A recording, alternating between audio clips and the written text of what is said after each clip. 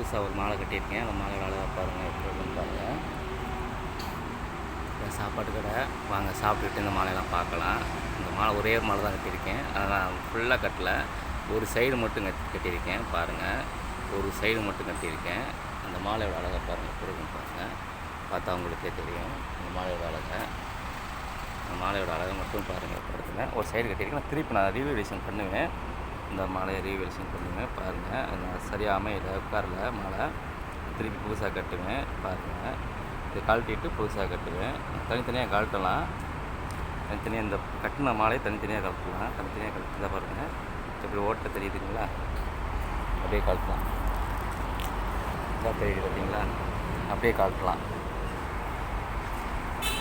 பார்த்தீங்களா? கழட்டிட்டேன். தனித்தனியாக கழட்டணும். ஆனால் கட்டுறது ரோஸ் வந்து கோர்க்கிறது, இதை வந்து கட்டுறது.